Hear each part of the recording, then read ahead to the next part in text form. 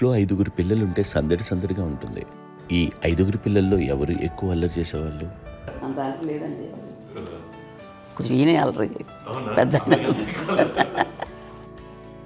అమ్మ ఇక్కడ ఒకటమ్మా, అల్లరికి హుషారుకి చలాకితనానికి చిలిపితనానికి ఆ తేడా తెలుసుకుని చెప్పమ్మా. అల్లరి అంటే ఇప్పుడు నా ఇమేజ్ ఏమైపోద్ది, అల్లరి అంటే అల్లరుడు అని, నేనేమో చాలా రావుడు మంచి బాలుడు అనేలాగా నా ఇమేజ్ ఇది. నేను అలాగే చెప్తుండేవాడిని. నా ఉద్దేశం అదే. నేనేమో అల్లరి నన్నే అంటే చలాకితనం అమ్మ అల్లరి అనుకునేదేమో. లేదండి, ఎక్కువ హుషారు కానీ చాలా బాగుండేవాడు అబ్బాయి. అవునండి, వాడే చేసేవాడు అని. ఇంట్లో ఎవరు ముట్టుకునేవాడు కాదు, మా నాగబాబు అస్సలు ముట్టుకునేవాడు కాదు. అన్నిటికీ నాకు ఆయన సహాయమే పాపం. నాన్న ఆయన ఉద్యోగం వెళ్ళిపోయారు. నేను పాక్కుంటూ అలాగా వెళ్తూ వెళ్ళిపోయాను, నాకు తెలియదు. తర్వాత అమ్మ చెప్తుంటే నేరుగా మాత్రం కొన్ని చెప్తున్నాను. కమ్మర కోలు ఉండేది ఒక అది పెట్టి అది వెళ్ళి కూర్చోతా ఏడుస్తున్నాను రోడ్డు మీద. వెళ్ళేసరికి వాడు 3 years సో నన్ను వాడు తీసుకెళ్ళి వాడు కమ్మరకులు కూర్చోబెట్టాడు. ఇక్కడికి ఏడుస్తున్నాను, ఎవరికి వెళ్ళాడో తెలియదు వాళ్ళకి. సో అది ఒక గంట పోయిన తర్వాత అమ్మ ఎత్తుకుంటూ వాడు కూర్చో వాడు చిన్నబిడ్డ చూసారు మొత్తం తెచ్చుకుంటారు. అది వాడు చూసి ఈ అబ్బాయి అన్నారు. కాదు అనేసింది. అదేంటి అలా అంటారు, సరిగ్గా చూడమ్మా, ఈ అబ్బాయి మా అబ్బాయి అని. ఏంటమ్మా అంటే ఆ కమర్గోళంలో కింద కూర్చోబెట్టాడు కదా, బస్ అంతా పూజేసుకుని అలాగే అయిపోయాడు. అంటే రంగని కాదు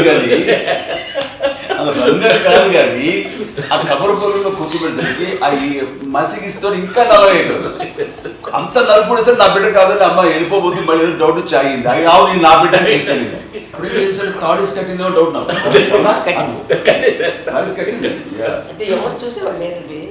అమ్మేమో అల్లరి అనుకునేదండి, నాకేమో చిన్ననాటి మహాభాగవతం కృష్ణుడి క్యారెక్టర్ అనుకుంటాను. ఆయన మహానుభావులు అయ్యే వాళ్ళందరికీ ఆ లక్షణం ఉంటుందేమో వచ్చినప్పుడు. కొన్నిదల కుటుంబ సభ్యులు మంచి రుచులను ఆస్వాదిస్తారని, మంచి భోజనాలని ఆనందిస్తారని అందరికీ తెలుసు. చిన్నప్పుడు వీరి ఆహారపు అలవాట్లు ఎలా ఉండేవి? ఈదేవి ఎగిరేవి ఇవి ఎవ్రీ డే 2 పూట్ల ఉండాలి నాన్న. మరి నాగబాబు పాపం ఏముంది, తిన్నట్టు ఇష్టం. మరి అన్ని రకాలుగా నాన్న కోసం చేసి పెడుతుంటే మరి తను అవి ఇష్టపడక ఆ తర్వాత అవి లేకపోతే కోపడక ఎలా ఉంటాడు చెప్పండి. 5గురు పిల్లలు అయినా అమ్మా నాన్నలు కొంతమంది పైనే ఎక్కువ దృష్టి పెడతారు. ఈ 5గురిలో మీరు ఎవరి మీద ఎక్కువ ఫోకస్ పెట్టేవాళ్ళు? కళ్యాణ్ బాబు అండి. వాడంటే బాగా, అంటే వాడు ఏది తినేవాడు కాదు అసలు. ఆడికి ఏ తింటాడని ఇప్పుడు వాడికి నచ్చకపోతే, ఇప్పుడు నేనైతే నచ్చకపోతే చాలా గోల్ చేసేవాడిని. అన్నయ్యకేమో చాలా అన్నయ్య ఏది పెట్టినా తినేవాడు, అసలు అడ్జస్ట్మెంట్ మెంటాలిటీ. నాకేమో నచ్చకపోతే చాలా గొడవ పెట్టేవాడిని. తిండి ఇది ఒక అన్నం, ఇదొక కూరలు అని వెళ్ళిపోయేవాడిని.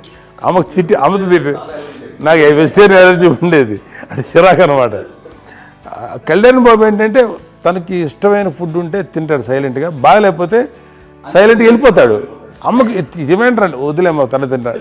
అటు నిశ్శబ్దంగా నిరసన ప్రకటించేవాడు. దాంతో వాడి గురించి చాలా ప్రొటెక్టివ్గా చూసుకునేది అమ్మ. పైగా చిన్నప్పటి నుంచి కొంచెం వాడు వీక్గా ఉండేవాడు, అంత బలమైన ఇది కాదు. దాని తర్వాత కొంచెం అందుకని అమ్మ వాడిని స్పెషల్గా చూసుకునేది. వాడు స్పెషల్ కిడ్ అయ్యాడు ఇంట్లో. మీ అమ్మగారు మీ అక్క చెల్లెళ్ళకి ఇచ్చిన సలహా ఏంటి? అంటే ఇండిపెండెంట్గా ఉండంటారు అమ్మ, ఎవరి మీద డిపెండ్ అవ్వదు. మీ పిల్లలు నువ్వే జాగ్రత్తగా నేర్చుకో, ఎవరి మీద చేయకు, డిపెండెంట్గా పెట్టద్దు అని ఆవిడ మాకు బాగా ఎప్పుడు ఎక్కువ చెప్తుండేది. నాకు కొంచెం టఫ్ టైమ్స్లో కూడా నీ పాటు నువ్వే ఉండాలి, ఎవరి ఇంట్లో ఉండదు, ఎవరి ఇంట్లో ఉండదు, మా దగ్గర కూడా ఉండదు, నీ దగ్గర కూడా నువ్వే ఉండాలి. చెప్పారు, చాలా తక్కువ చెప్తారు. బట్ నాకు అదే చెప్పేది, ఇండిపెండెంట్ అట్లా ఒకళ్ళ దగ్గర ఉంటే నీ గౌరవం తగ్గిపోతుంది, ఎక్కడ ఉండదు. అది చాలా నాకు చాలా ఇన్స్పైరింగ్ ఉండేది అన్నమాట. అది ఇప్పుడు కూడా అది చాలా హ్యాపీగా అనిపిస్తుంది అని చెప్పింది. అంతే కదా, ఇప్పుడు మనకైనా రోగాలు వస్తే విషయాలు దాన్ని బాధలు మనమే. బట్ తగ్గించేవాళ్ళు కన్సర్న్ చూపించే డాక్టర్స్ చుట్టుపక్కల పిత్తలు కింద ఉండొచ్చు, కానీ పోరాడాల్సింది మనమే. సాగుతుంది. నాకు ఒకసారి కొంచెం ఒక డిప్రెస్డ్ ఇదేదో వస్తే ఫేస్ ఒకటి, నేనేదో ఇంకా మా అందరి నుంచి నేను సపరేట్ అయిపోయినట్టు ఒక సిచ్యువేషన్ వచ్చినప్పుడు అమ్మ నన్ను పట్టుకుని చూసారు, I'm there for you yes. ఎవరు నువ్వు అన్నా ఎస్ అన్నా ఫ్రెండ్స్ కానీ ఎవరైనా సరే ఎప్పుడు కూడా అలోన్గా మట్టుకు అనుకోకు, నేను ఉన్నాను. ఆవిడ నన్ను పట్టుకొని ఇచ్చిన అఫెక్షన్ లేదా ఆ ఫీలింగ్ అసలు బలం అన్నమాట. ఇంకా అంటే ఏమన్నా చేయగలను నేను, పర్లేదు లైఫ్లో ఐ కెన్ ఏదైనా సాధించగలను అని ఒక భరోసా తల్లి దగ్గర నుంచి రావడం అనేది నాకు ఎవరు అవసరం లేదనిపించింది. అంత స్ట్రాంగ్గా ఆవిడ support, very strong very practical. అంత స్ట్రాంగ్ చేసింది నాన్న అని చెప్పండి. మా పిల్లల విషయంలో మేము కూడా మేబీ అంత స్ట్రాంగ్ కాదేమో, సెన్సిటివ్గా ఉంటాం, కానీ అమ్మ మటుకు చాలా స్ట్రాంగ్గా ఉండి మమ్మల్ని కఠినంగా ఇలాగే ఉండాల్సింది, ఇలా ఉండండి అప్పుడే మీరు నేర్చుకుంటారు. ఇక్కడ అమ్మ పాజిటివ్నెస్ గురించి ఇంకో మాట చెప్పాలి.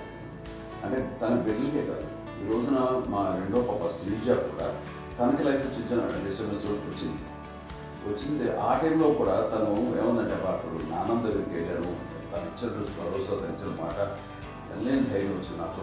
నాన్నమ్మ దగ్గర ఎక్కువ కూర్చొస్తారు కాబట్టి పాజిటివ్ ఫీలింగ్ వస్తుందని నాతో షేర్ చేసుకుంటాను. తను మాతో చెప్తుంటే అనిపిస్తుంది కరెక్ట్. అమ్మ ఏం పర్లేదమ్మా, లైఫ్ అంటే ఒకరితోనే అయిపోదు, ఆ ఒక్కడి వాళ్ళ ఇన్ఫ్లుయెన్స్ తోటో వాళ్ళు మన మీద నియంత్రించడం కానీ మన బాధల్ని వాళ్ళు చేయడం అవుతాం.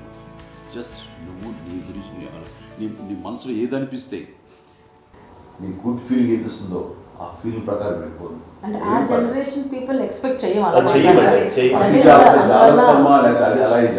కాదు, ధైర్యం ఉండి అందరికీ ధైర్యం బాగా నూరుకొస్తారు. ఫాదర్ కూడా, మా నాన్నగారు కూడా అస్సలు ఎప్పుడు అనేవాళ్ళు, ఎప్పుడు మీరు పెట్టే చెయ్యి మీరు ఎప్పుడు పైన తప్ప తీసుకుని ఎలా ఉండకండి, చేతులు పెట్టుకొని అనే అట్లాంటివి చెప్తుండేవాళ్ళు. అందుకని మాకు ఇండివిజువాలిటీ మాకు బాగా ఎప్పుడు కూడా ఒకళ్ళని అడగడం అని, ఈవెన్ బ్రదర్స్ని అడగాలన్నా కూడా మాకు అది పడిపోయింది మైండ్లో, కొంచెం కష్టంగా ఉంటుంది. సో నాకు అంటే ఆవిడ మా అమ్మ ఏదన్నా కొంచెం డిప్రెస్ అయినా నేను చాలా ఎక్కువ అమ్మకి షేర్ చేసుకుంటే, అన్నయ్య కూడా లేడు. అన్నయ్య ఉన్నప్పుడు ఓకే, లేనప్పుడు నేనే ఎక్కువ షేర్ చేసుకునేవాడిని. బట్ ద బెస్ట్ థింగ్ మా అమ్మ దగ్గర నుంచి హగ్ అండి. ఈరోజు కూడా మా అమ్మని హగ్ చేసుకోకపోతే అంటే అది నాకు మా అందరిలోనూ, అంటే ఆవిడ పెద్ద చదువుకున్న వ్యక్తి కాదు, పెద్దగా నా ఎక్స్పోజ్డ్ కాదు, కానీ ఇవాళ అన్నయ్య కానీ విజయ, మాధవి, నేను, కళ్యాణ్ బాబు ఈరోజుకి టుగెదర్గానే ఉంటాం. మేబీ మాకు కొన్ని విషయాల్లో నాకు మా మాధవ్కి డిఫరెన్స్ ఆఫ్ ఒపీనియన్స్ ఉండొచ్చు, మా చెల్లికి మా అన్నయ్యకి అట్లా ఉండొచ్చు, కానీ ద ఇన్విజిబుల్ బాండేజ్ మా అమ్మ ఇచ్చింది. ఆ లవ్ అండ్ ఎఫెక్షన్, హగ్ అవన్నీ ఆవిడ నాన్ వెర్బల్ అడ్వైజ్ ఏంటంటే అందరూ అలా కలిసి ఉండాలనేది ఆవిడ నుంచి మేము నేర్చుకున్నామండి. అది ఇట్స్ ఇస్ నాట్ వర్డ్లీ, అది నోటి మాట కాదు, అది వెర్బల్గా కాదు, నాన్ వెర్బల్గా చెప్పినటువంటి ఇది. సో అందుకని అది మాకు గొప్ప, మేమందరం ఇప్పుడు అలా ఉండడానికి కారణం, అంత కలిసి ఉండడానికి కారణం, మెయిన్ కారణం మా అమ్మ అండి. అది సో అందరూ ఉండాలనేది మా అమ్మ అడ్వైస్. ఇప్పుడు కూడా నేను ఎప్పుడైనా ఏదైనా ఫీల్ అయినా, అన్నయ్య ఫీల్ అయినా, లేదు నాన్న అట్లా వదుకు, ఇట్లా ఉండండి, ఇట్లా ఉండి ఇప్పటికీ చెప్తుంది. మేము ఎవరైనా ఎప్పుడైనా మా చెల్లితో గొడవపడ్డా అనుకోండి, నాన్న అట్లా అనకరా అని, ఎట్లాగా అంటే ఏమో లేదులేమ్మా ఏదో అన్నాను కానీ ఫీల్ అవ్వకమ్మా, మేమందరం కలిసి ఆవిడని అసలు టెన్షన్ పెట్టమండి మేము. సో అలా అది ఆవిడ నేర్పించింది. అలా కలిసి ఉండటం అనేటువంటి బాండేజ్ని ఆవిడ తన ఒక హగ్తో చెప్పింది. అన్నయ్య సినిమా చూడండి, జాదూకి చెప్పాను, అది మా అమ్మ దగ్గరే ఉందండి. శంకర్ దాదాలో చెప్తాడు చూడండి.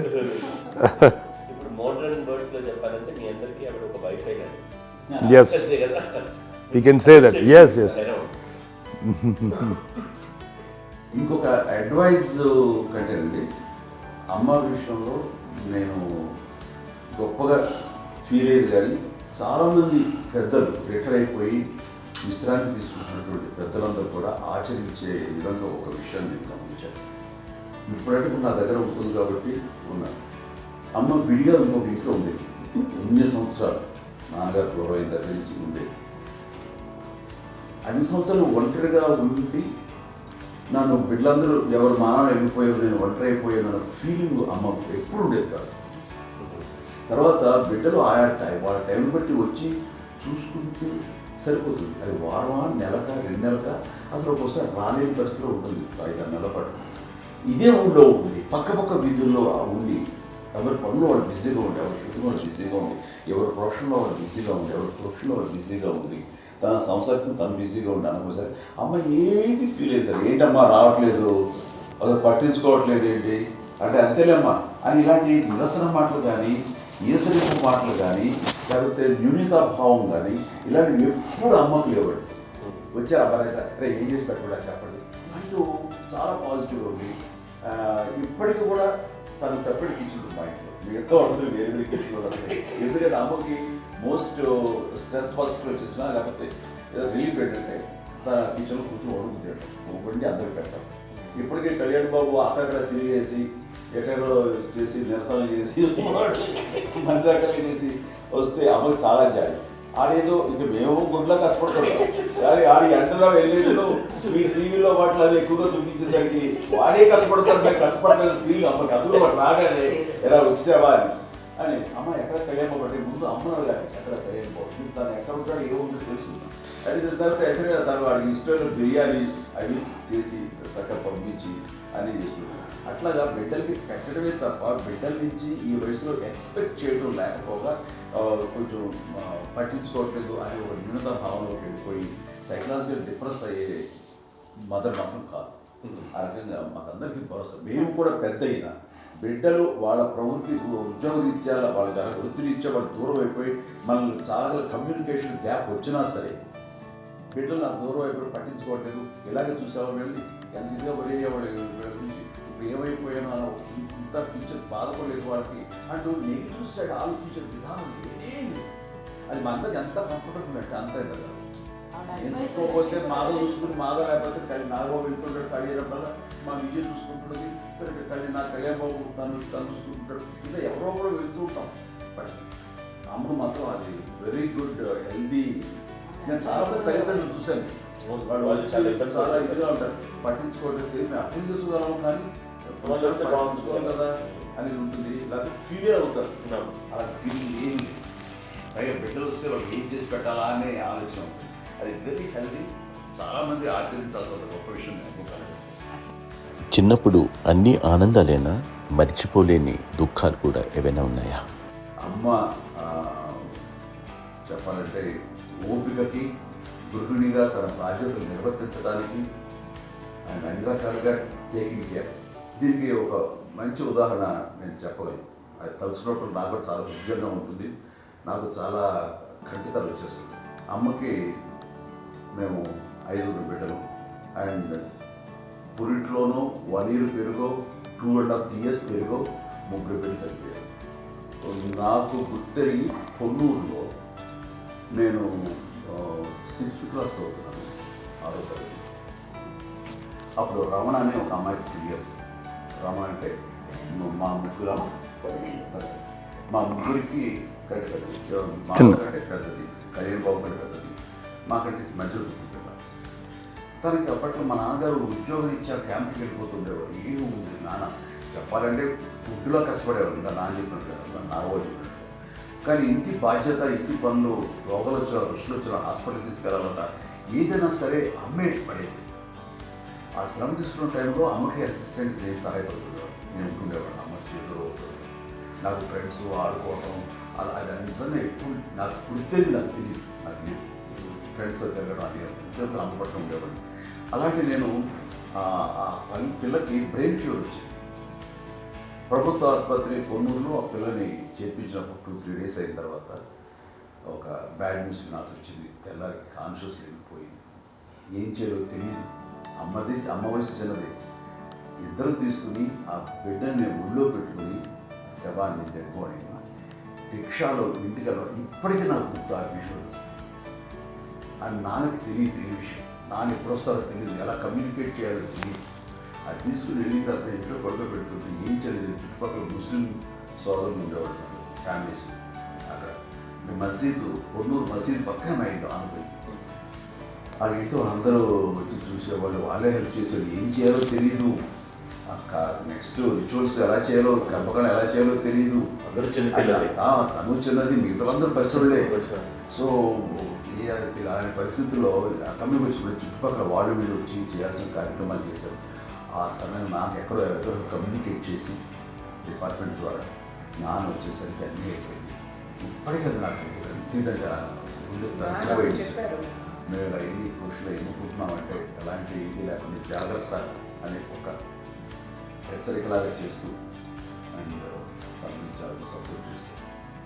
అండ్ ఇప్పటికే నాకు ఎంత నమ్మకం నేను ఏ నిర్ణయం తీసుకున్నా మరో మాట అండ్ తనకి హాస్పిటల్ పెద్ద ఫోబియా. నేను ఎక్కడికే వస్తాను హాస్పిటల్ మొదట రానండి. ఈ మధ్యకాలంలో సరే అమ్మకు మోకాల ఆపరేషన్ జరిగింది.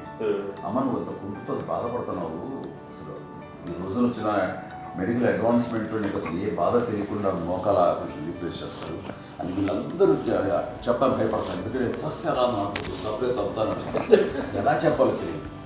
ఒక్క వీళ్ళంతా కలిపి నీ మాట వింటుంది, ఎవరి మాట మీద గురి నువ్వు చెప్తే వింటుంది. సరే వెళ్ళి చెప్పాను అంతే. ఏదో నాలుగు ముందు నువ్వు చెప్తే ఎలా ఉన్నారా సరే ఇష్టం రా లేదులే మా ఊరికి పర్లేదు. మళ్ళీ ఇంటికి వచ్చాక మళ్ళీ ఇంకొక తెప్పించి ఒక మిషన్ తెప్పించి మళ్ళీ టెస్ట్ చేయించి అందరూ బాగుంది ఏమి లేదు అన్న తర్వాత అప్పుడు ప్రస్తుతం పడ్డాడు. మాకు ఏదో ఉంది మామూలు టెస్ట్ చేయించాలని చెప్పి శ్రద్ధ ఎక్కువ. మీ పిల్లలకి సంగీతం డాన్స్ నేర్పించారని విన్నాం, అది నిజమేనా? తనకేమో డాన్స్ నేర్పించడం కాదు, అది నేర్చుకోలేదు. నాకు వచ్చేసి ఇప్పుడు డాన్సింగ్ స్టార్ ఎదిగారంటే అది మా పెద్ద చెల్లి విజయ కారణం. అప్పుడు తనకి 5 ఏళ్ళు, నాకు 9 ఏళ్ళు ఉంటాయి. ఉంటుంది 10-11 ఏళ్ళు ఉంటాయి నాకు. బాపట్లనా? సో బాపట్ల చాలా చిన్నది, 5 ఏళ్ళు. నాకు ఒక 11-12 ఏళ్ళు. తను తీసుకొని గోడ మీద పెట్టుకోవడం అలా కూర్చొని చూస్తుండేవాడు. కూర్చుంటే అది నేర్చుకుంటుందండి. నేను మానసికంగా నేర్చేసుకున్నానండి. ఇప్పటికీ ఆ స్టెప్స్ ఏమిటి వేస్తానండి అంతేండి. ఇప్పుడు తను తరబడతాయి. ఇంకోటి ఏంటమ్మా నమో నమో ఎన్ని ఉన్నాయో సాంగ్స్ నేను నేర్చేస్తున్నాను అన్నమాట. 5 పిల్లల్లో ఎవరు ఎక్కువ పని చేసేవాళ్ళు, ఎవరు తక్కువ పని చేసేవాళ్ళు? ఏ పని చేయనండి, చేసేవాడు కదా అని అన్నయ్య చేసేవాడు. అన్ని పనులు అన్నయ్య చేసేవాడు. ఇక మా చిన్న చెల్లి పెద్ద చెల్లి ఎక్కువ చేసేది.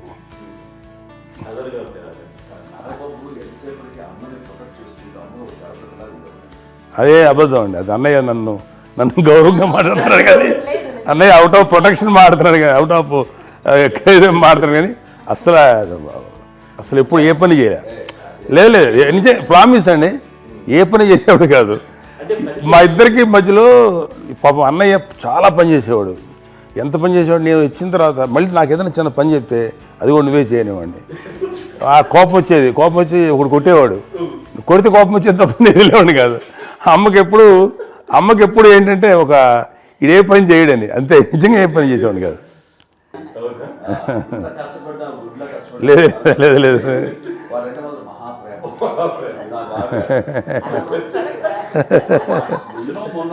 చూస్తున్నాను దగ్గర ముందు పెట్టినావు ఎంత బాగా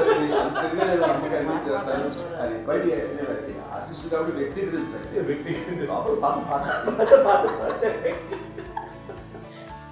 చిన్నది కాబట్టి తననే పుట్టాడు. నేను పెద్దోడు కాబట్టి నేను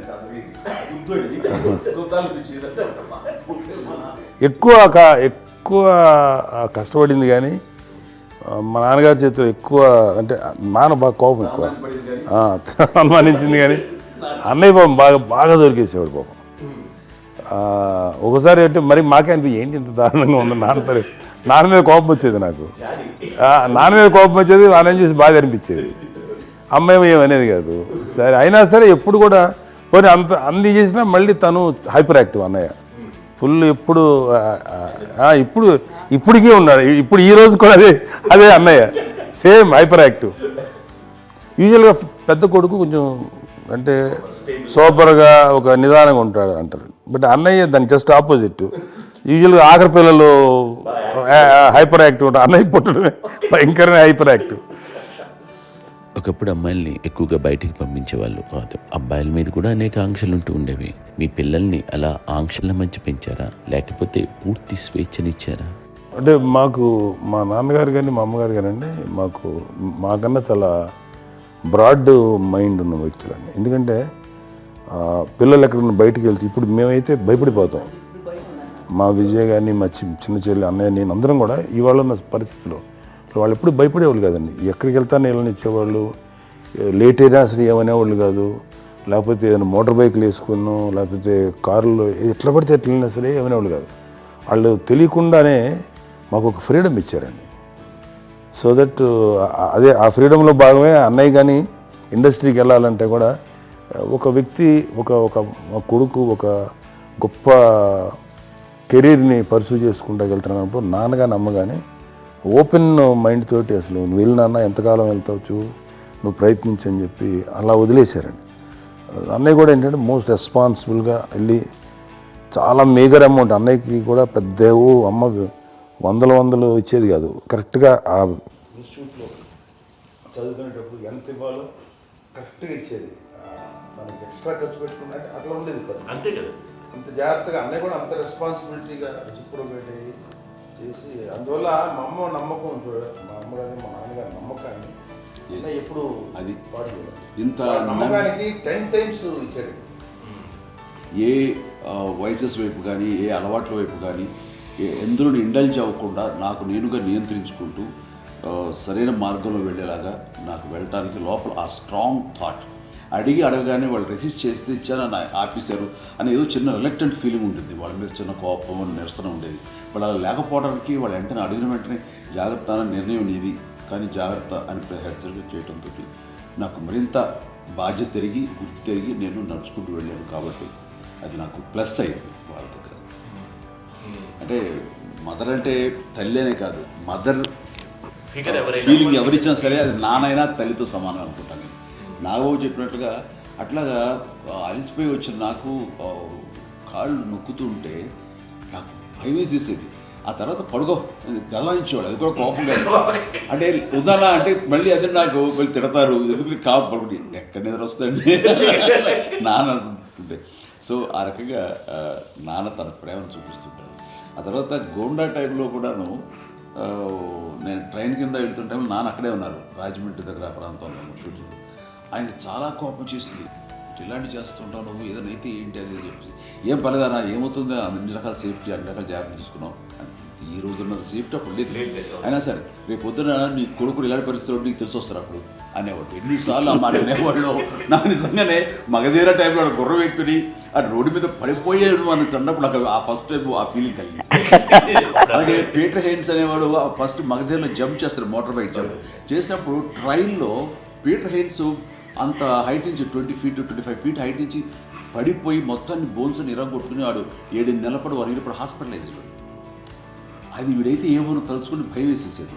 అప్పుడు నాన్న గుర్తుకొచ్చేవాడు, ఓహో వాళ్ళ టెన్షన్ ఇంతే లేవు, మనకి మన కొడుకు వస్తే కానీ తెలియదు ఈ మాట నాన్న ఎప్పుడో అన్నారని అనిపిస్తుంది.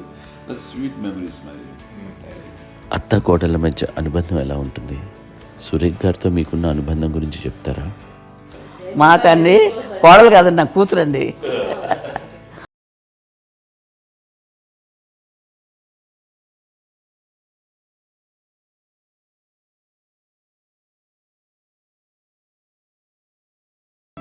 మీది ఒక అందమైన ఉమ్మడి కుటుంబం, అందరూ కలిసి ఉంటారు. ఇంత ఆనందంగా ఉండడానికి కారణం ఏంటి? దీనికి పునాది ఎవరే వేశారు? మా నాన్నగారి క్వాలిటీ నేను ఎగ్జాంపుల్ చెప్పగలను. అమ్మ వాళ్ళ ఇంట్లో పెద్దది, వాళ్ళ నాన్నగారు అంటే మా తాతయ్య గారు ప్రొహిబిషన్ డిపార్ట్మెంట్లో సిఐగాను ఎస్ఐగాను చేశారు. ఏదో అమ్మ ఇన్స్పెక్టర్ సిఐ చేసి ఆయన కాలం చెందారు. అది చాలా ఎర్లీగా 48 years చచ్చిపోయారు. 40 చచ్చిపోయారు. 40 దాదాపు 40 చనిపోతే ఆయనకి అప్పటికి అమ్మ కాకుండా 4 బిడ్డలు. అమ్మ తర్వాత అబ్బాయి తర్వాత 3 ఆడతారు. వాళ్ళు ఏంటంటే రాకరావిడి నాగబాబు కంటే కూడా చిన్నమ్మ. అది ఆ వయసు అంత చిన్నవాళ్ళు. అమ్మ మా పిన్నమ్మని మాకంటే చిన్నవాళ్ళు. అలాంటి పిన్నమ్మల్ని ఆయన వీళ్ళ నాగ చనిపోయిన తర్వాత తన ఫ్యామిలీ అంతగా నాన్న పెంచారు.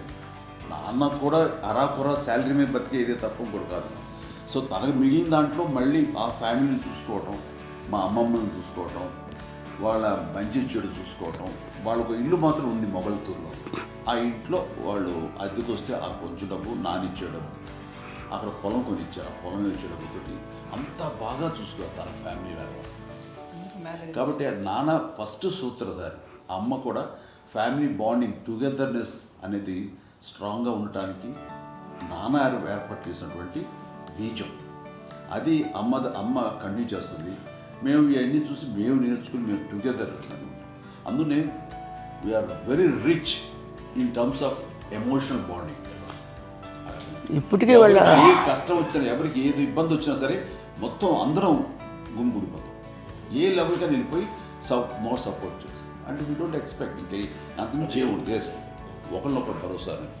అది మా ఫ్యామిలీలో మేము వెరీ స్ట్రాంగ్ అని చెప్పాలి. పెద్దవాడు కాబట్టి అవకాశం నాకు వచ్చింది కాబట్టి అమ్మ, ఇది ఎప్పుడు ఎవరు కొన్ని విషయాలు నాగబాబు మాకు సపోర్ట్గా ఉంటాడు. నాగబాబు ఉండి వాడు ఉంటే భరోసా.